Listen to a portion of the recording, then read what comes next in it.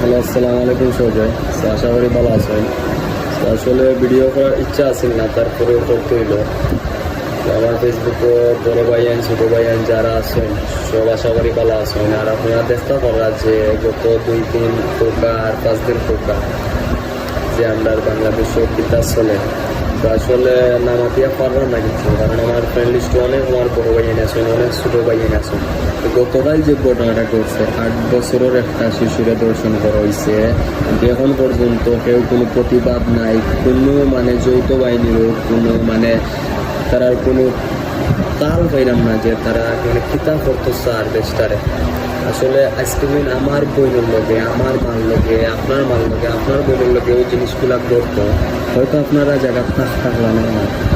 So ওটা হওয়ার লাগে আইসি ভিডিও লেগে আপনার সামনে। তো যদি প্রশাসন এগুলো বিচার না করতে পারে, ওই মানুষগুলো আমরা তো তুলিয়া দেউকা আমরা বিচার করতে পারিনি।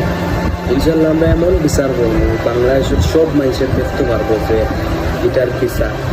আর ইনশাল্লাহ বিচারের পরে আর কোনো বেটা নাই বাংলাদেশে যে ই ভুলটার দ্বিতীয়বার করতো। গতকাল অটো মানে খারাপ লাগে যে আপন দুলাভাইয়ের ভাই আর দুলাভাই, তো মানে এখন মানে বুঝিল যে তারা কতটুকু নির্লজ্জ আর চরিত্রহীন মানুষ হইলে একটা ছোট 8 বছরের বাচ্চারা যারা খুব বাজেভাবে তারা মানে দর্শন করিয়া তারা এই সিচুয়েশনে ফেলাইতে পারে।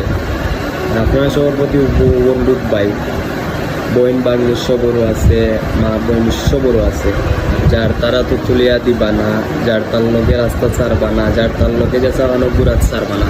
আপনার প্রতি বিনীত অনুরোধ আমার, কারণ কষ্ট লাগে ভাই, কারণ আজ যদি আমার বোন হইতো, আমার মা হইতো, আমি আজকে তা করলাম না। আইনের আশ্রয় লইয়া তো কোনো লাভ নাই আমার বোন মা মরার পরে আমি আইন দিয়ে কিতা করতাম।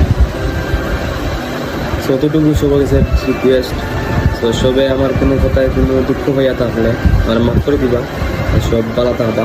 আসসালামু আলাইকুম।